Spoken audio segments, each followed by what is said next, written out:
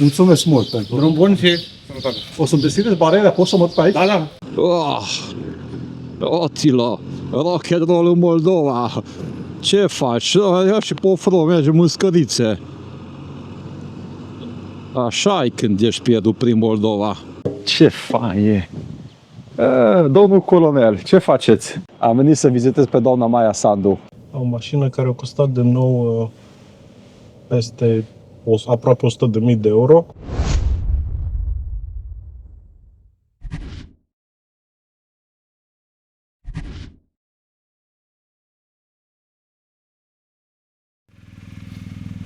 Bună dimineața, prieteni, de aici din Botoșani.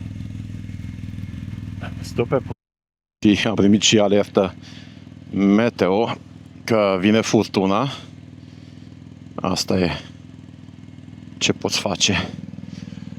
Nu poți face nimic. Am reorganizat bagajele, vreo 9 kg am mai trimis înapoi. Am trimis înapoi cortul, la urma urmei o să ducem dar un cort cu noi și dacă în caz de nevoie vom folosi, o să dormim împreună cu Alpara. Asta e. Nu o să fie nimic. Am preferat să facem așa. Am trimis un powerbank extern acasă, o grămadă de chestii care e bine să ai la tine, dar se pare și unitil. De mult mai ușor să simtă motocicleta. Am vorbit și cu un prieten care a fost deja pe Pamir cu motocicleta și a zis că orice kilogram contează. Dar zici că n-am nimic. No, bine am și reorganizat masa de greutate, cetul de greutate să fie tot ce greu să fie jos. Uite, poliția. Să trăiți, domnul polițist. Sper că mă vedeți cu parcare. Când am venit nu m-a văzut. Aici să stau am nu știu cât. Nu încap pe acolo. Nicăieri nu încap. Hai că trebuie să sun hotelul, dar n-am nici numărul, trebuie să-l caut. Incredibil! Amu, doamna scumpă, dar ați dormit? Domnișoara, domnul polițist, ce e aici? Să rămână? Să rămână? Ce drăguț a fost, mă mut în Botoșani. Ce se întâmplă aici? Prieten, cine vine? Vine președintele? Oi, hai, spre Republica Moldova, oameni faini, sunt 17 grade, ăsta îmi place pe GS. Sunt gradele care îmi plac cel mai mult, sincer. Aici în dreapta și bat un vânt, nu știu dacă vedeți copacii. Când am încărcat, nu știu dacă v-am zis, sunt azi dimineața și un pic mai bulversat, e a doua zi. Când am încărcat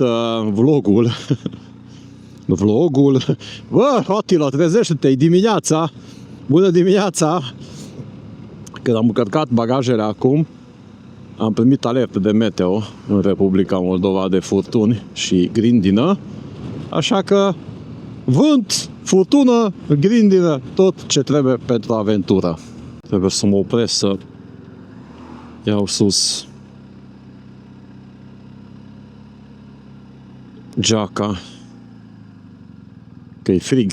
17 grade, dar bate o vânt de numai.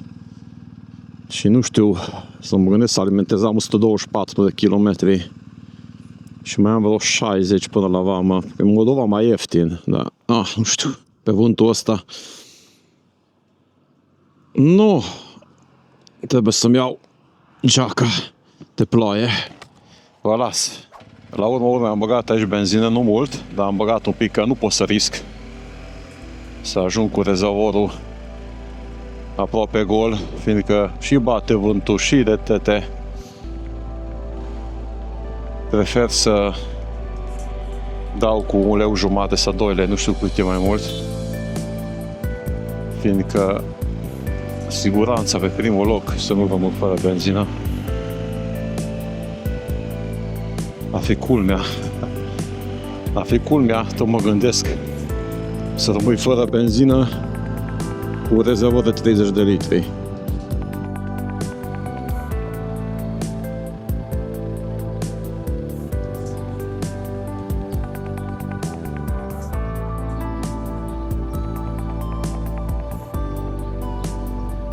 mă opresc aici. O să mă opresc aici cu plouă.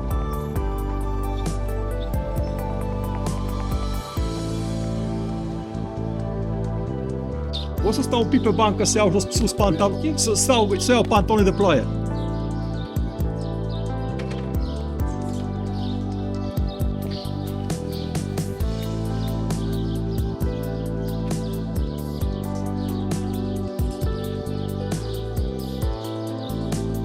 Mulțumesc mult pentru... Drum bun și...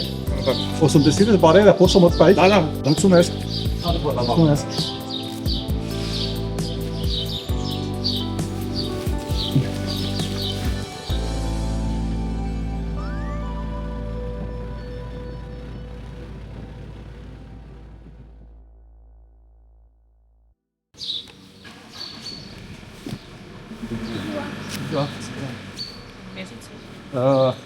Vedeți cum mă gândesc, în Mongolia. Acum plec la Crăciun. Și de acolo mă tot în București și de acolo. Eu plec în Mongolia, pe un drum de 27.000 de km, totul personal. Cort, chestii de gătit, haine groase, că 2700 km. 27. Da. Mulțumesc frumos. Mulțumesc. Mulțumesc. Setez GPS-ul și plec. Mă stau un minut, dacă nu deranjez. Că aici nu plouă.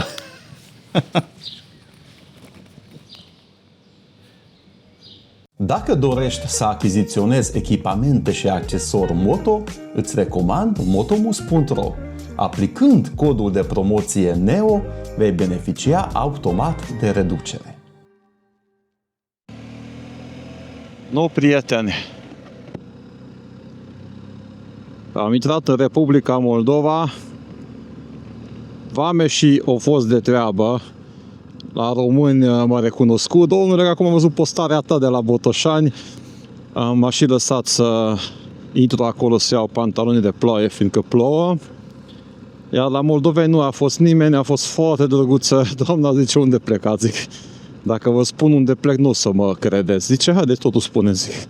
În Mongolia. Aoleu, zice, da. Unde plecați? Zic, am spus că nu o să credeți. În Mongolia. Sau și mai departe. Trebuie să setez GPS-ul, că habar nu am unde sunt și n-am avut semnal. Așa că acum o să cobor de pe motor. Nu opresc motorul.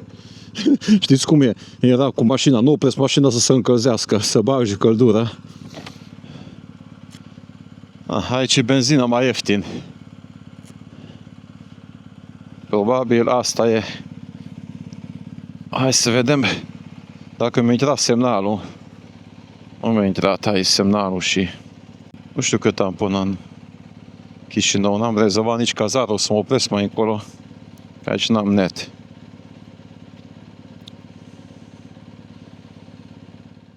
$2,000 years later.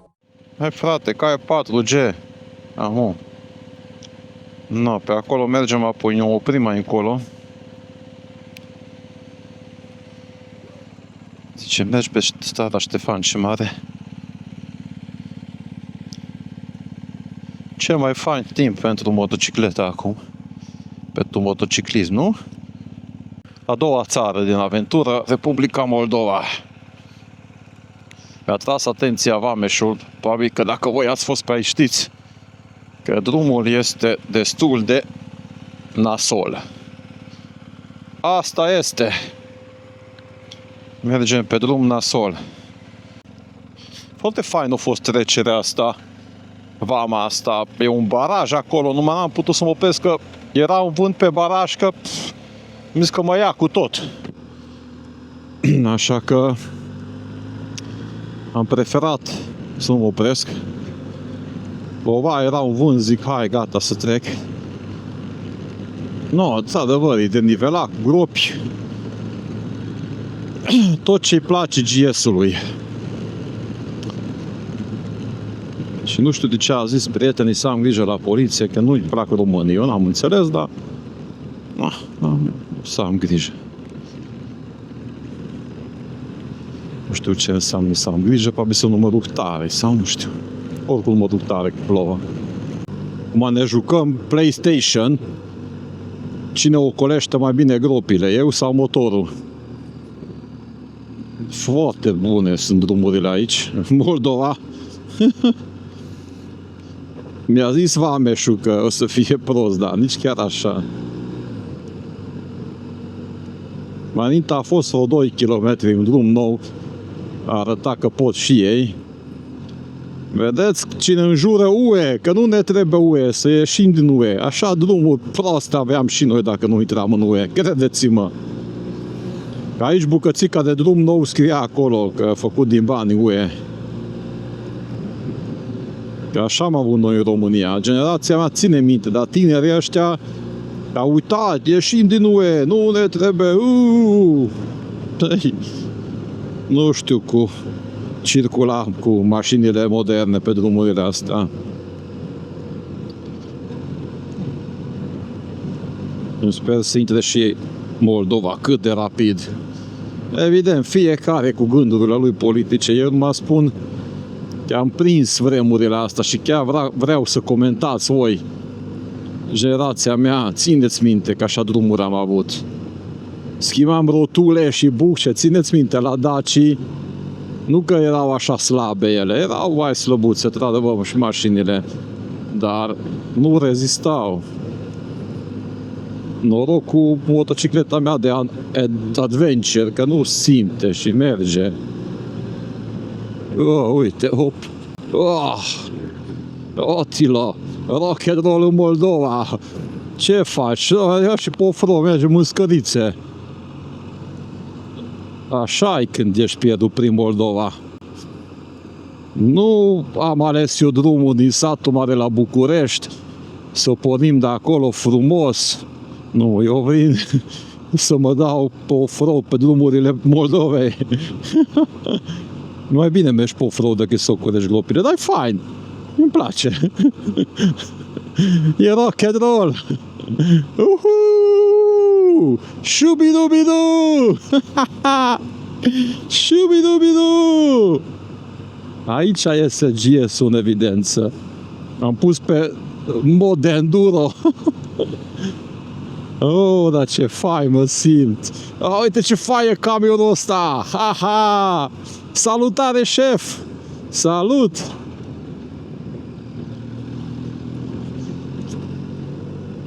Minunat, totilo! S-a oprit și ploaia, bine, picură așa, dar nu. Go, go, go, Attila, go!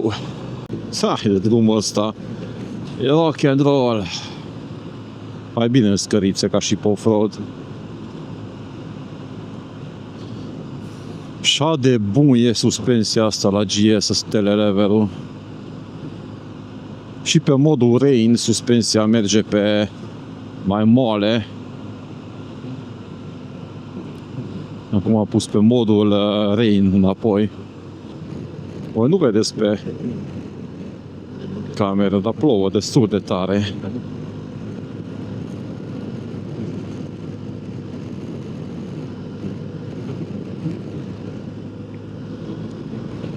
În fața acolo probabil se va opri, se vede că e mai curat. Oh, dar câte petice sunt aici, ia!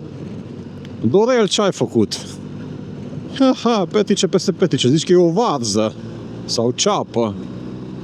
Rocky, yeah! Am oprit aici la benzinărie să beau o cafea și lângă postul de poliție.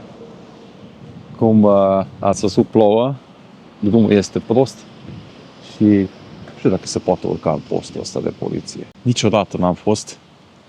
Pe vremuri era și la noi și tot a vrut să intru, dar cred că n-are nici ușă, se poate intra. Haideți să vedem cum au fost aici polițiștii. Ce fain e! Domnul colonel, ce faceți? Ce ați făcut aici pe jos?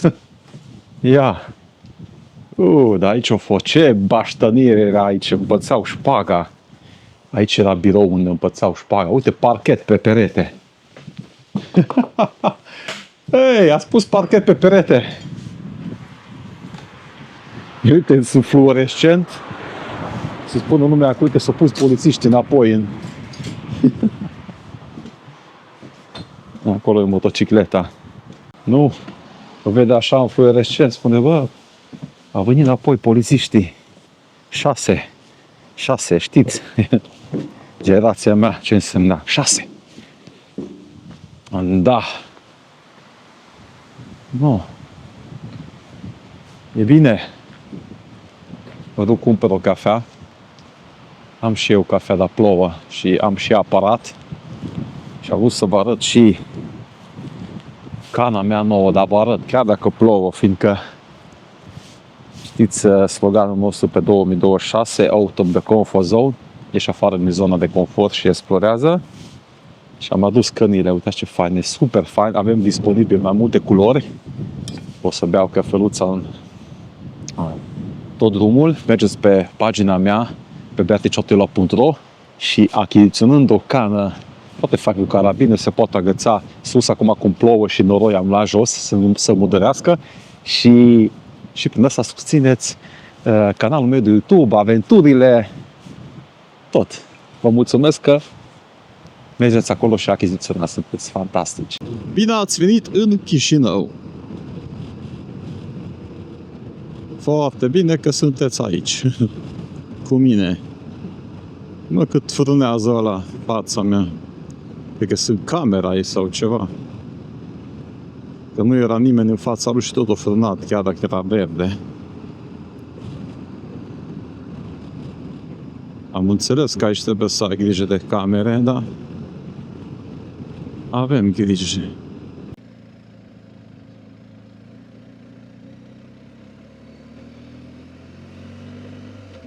Aici ajung la hotel și m-a invitat cei de la TV, pe Realitatea TV Moldova, să mă duc să dau un interviu, să mă, știu, o să-l sun pe doamna, domnișoara.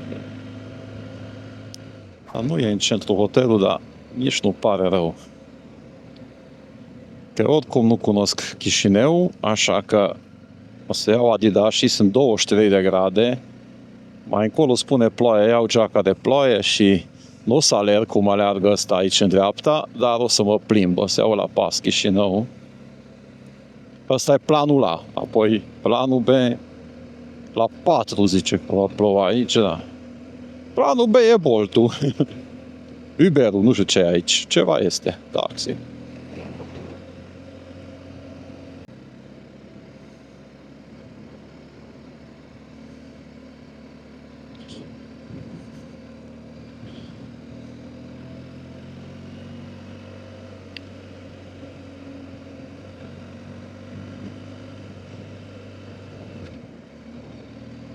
După nu te supăra de depășesc. Uite. Văd. Mulți m-au întrebat comentarii că așa de ușor te miști cu GS-ul ăla de 300 de kg în oraș. Să știți că BMW-ul speță GS-ul se conduce foarte ușor în oraș datorită am uitat și la GPS.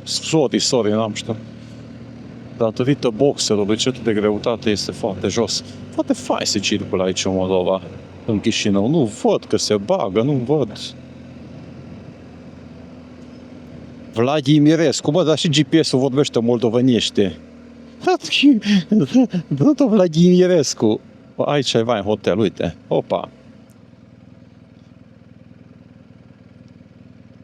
Am înțeles că îți dă un pahar de vin din partea casei. Serios! Așa că eu abia aștept. Nu, aici eu mă urc pe trotuar. Știu că nu-i voie, dar o să întreb de la fata de la recepție pe unde o să parchez. Nu știu dacă o să pot. E foarte înclinat aici. Pot, ok. Hai că fugă multe, dar asta e hotelul, aici e intrarea. Parcă ăsta e un shop aici.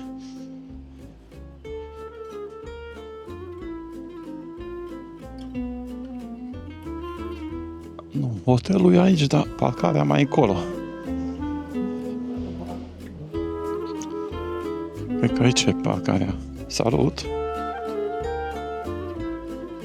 Eu am băgat ca prostul. Apoi aici. Unde e intrarea la hotel?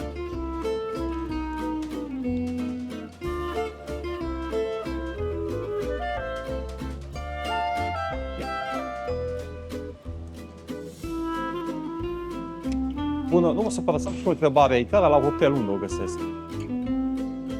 Ușa asta? Ușa asta. O să parchez până atunci motorul aici, oare? În contră? Mulțumesc! La revedere!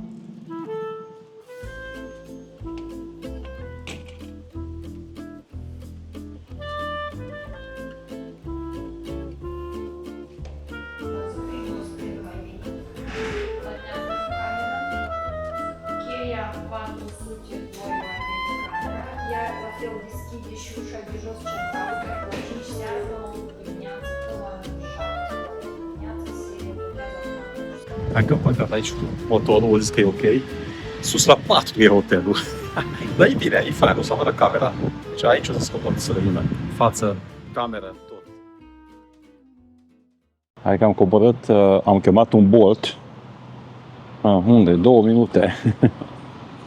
Toyota Prius Grigori vine după mine. Aici e motocicleta în spate. Plec în oraș. Mă văd cu cei de la televiziune și după ce mă mai văd cu câțiva urmăritori. Apoi vedem ce iese. Acum este ora 3 și 20 de minute. Deci încă ora e cu noi ceasul, cum ar veni. Nu este târziu, o să am timp și de editat vlog. Unde ești, Grigori? Salutare, Ștefan ce mare! Ce mai faci? De mult stai aici? Aici trebuie să mă văd cu cei de la televiziune. Și aici este, cred că, parcul central. Nu cunosc Chișinău, dar cum pare. Așa pare. Cum pare, așa pare. Destul de aglomerat a fost până aici. Am venit de la hotel 4 km și a costat taxiul, am făcut calculul, 2,2 euro. 1 hour later. Au plecat cei de la Realitatea, am filmat, am dat interviu, o să apară și pe YouTube și când apare o să vă pun linkul în descrierea acelui vlog. Haideți să vă arăt unde sunt. Am venit să vizitez pe doamna Maia Sandu la Guvernul Republicii Moldovei. Aici am filmat, a venit un domn polițist, zice, vă pot ajuta, că a văzut, instalează Realitatea camere. Zice, nu, filmăm. A venit polițistul la mine, zice, Tonotilo, pe tine tu urmăresc. Deci a fost foarte haios toată chestia asta. Bine, pot să filmez că este domeniul public, dar a fost super fain. Acum aștept un alt urmăritor să ne vedem. Tot am stat aici de o jumătate de oră, zic, poate iese doamna Maia Sandu să salut, dar nu vrea. Nu vrea. Asta este. Nu-i curios de Attila. Haideți să vă arăt cum arată și aici.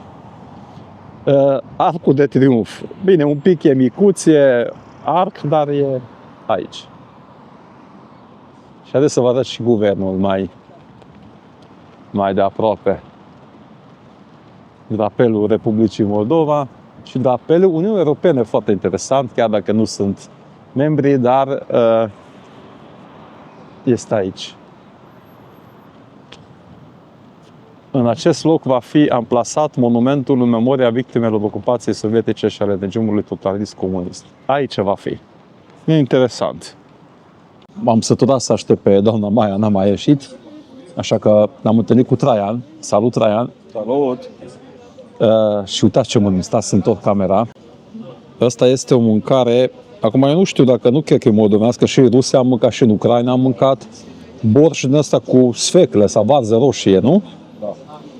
Uitați ce sfecle roșie, ce fain, ce gustos e, slănină cum trebuie și așteptăm, tu ți-ai comandat ceva plăcinte acasă, nu?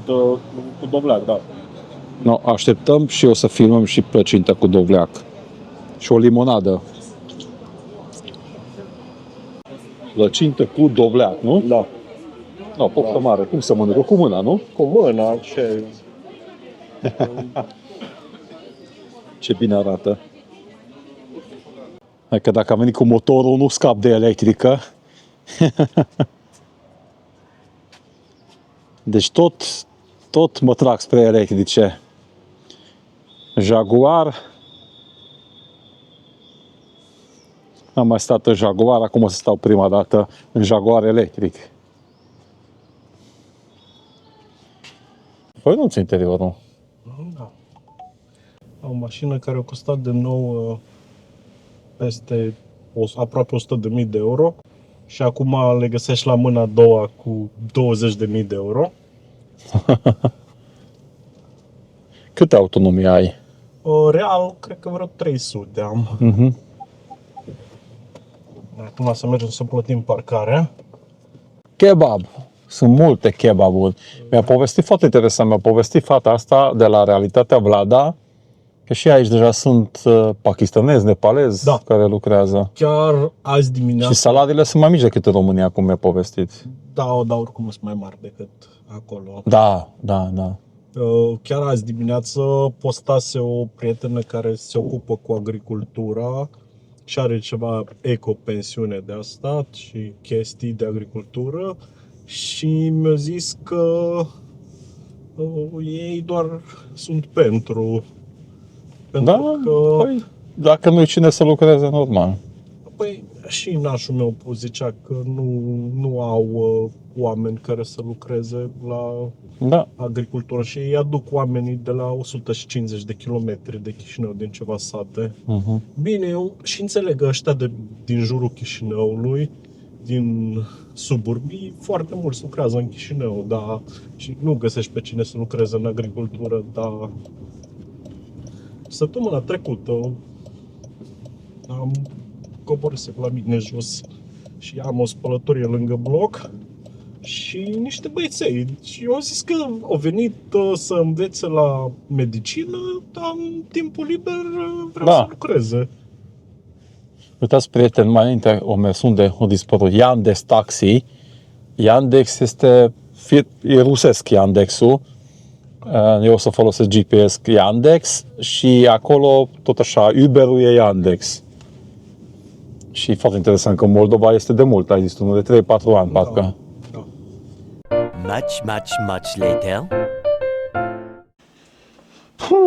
Am ajuns la camera de hotel, prieteni, vine ploaia care va rămâne peste Moldova și România mâine, să fie super fain. Da, mă apuc de Vita Vlog, este ora 7:30 deja. Mă apuc de Vita Vlog, haideți să vă arăt camera. Pe aici se intră, aici e ușa de intrare, încep cu baia, că tot e aici, foarte ok hotelul, aici e baia. Chiar e ok. Și am un televizor, un pat mare, un frigider, minibar, e plin. Și prețul nu de minibar, aproape preț de magazin. Ăsta îmi place, de serios. Îmi place foarte mult, uitați. Și am și un balcon și am și spălat, când am făcut baie, am spălat brubecul, bluza tehnică, pun pare că s-a uscat. Asta îmi place la brubec, uitați. Acum 3 ore am spălat, nu bate soarele și totuși este uscat. O iau înăuntru, fiindcă vine ploaia. Uitați, acolo sunt norii. Acolo deja plouă. Și aici e strada, main road-ul. Chișinău. No, prietenii mei, super fain. Am ajuns și la Chișinău. Dimineața pe la 9 vreau să pornesc, fiindcă vreau să ajung aproape de București. O să văd unde mă cazez, încă nu știu. Nu știu cum va fi, eu niciodată nu planific. E important să merg. M-am întâlnit cu niște prieteni aici în Chișinău, cum ați văzut. și Traian mi-a zis că este o vamă, nu știu pe unde, zicea Leonta, nu știu, o să am bifat pe Google Maps, unde poți trece, este un pod de ponton. Și au zis că e vamă mică, nu prea circulă camioane, așa că pe acolo vreau să merg. Vreau să descoper mâine, chiar dacă e ploaie, vreau să merg pe acolo. Zic că drumul nu e așa de bun, zic stai liniștit că GS-ul merge, nu-i problemă. A doua zi din prolog, ăsta încă nu e aventura, aventura începe sâmbătă când pornim cu Olpar, că foarte mulți ați întrebat, de Olpar nu mai merge, Olpar vine, dar eu nu să vin până în Republica Moldova, n-am mai avut stare să stau acasă, zic vin cu 2-3 zile mai repede și bine că am venit, chiar vorbeam cu Olpar, fiindcă mi-am dat seama că trebuie să mai lăsăm din bagaje. Eu tot timpul spun și în workshop-ul meu că înainte să porniți la drum faceți testul. Eu n-am avut timp să fac testul, așa că ăsta a fost testul. Mulțumesc foarte mult pentru susținerea voastră, sunteți fantastici, sunteți prieteni adevărați, mulțumesc din suflet. Dacă nu v-ați abonat pe canal, mergeți și abonați-vă, că și ăsta mă ajută foarte mult. De multe ori pare banal când spun abonează-te. Și în primul rând am promis, știți, că dacă ajung la 100.000 de abonați, indiferent dacă va fi iarna sau va fi vara, v-am promis și promit din nou că mă duc cu bicicleta din Satul Mare până la București. Așa că faceți și dați like, share, că e binevenit. Incredibil. Într-o nicio capitală din lume n-am auzit atâta ambulanțe cât aud aici în Chișinău. Permanent. Tilu. Mâine mergem spre București și nu uitați că pe 22 voi vedeți mâine acest episod. Deci voi o să vedeți joi. Deci când vă uitați la acest vlog joi, vineri, deci 22 mai, seara la 6:30 la showroom Motomus în Mogoșoaia, de fapt lângă București, la București. Ne vedem la un workshop. O să vă prezentăm aventura detaliat, să vorbim din culisă și puteți să vedeți și motocicletele noastre pregătite, plus echipamentul. Dar dacă nu vă interesează motocicletele, haideți să vă îmbrățișez și fizic. Mi-ar face o mare plăcere să vă văd cu toții și dacă aveți timp sâmbătă dimineața, nu știu, de la 9:30, cred că de la 9:30 vom lua startul oficial, tot la showroom Motomus vă aștept. Vă îmbrățișez și să nu uitați că vă iubesc. Pa! Pa, pa! Să rămână!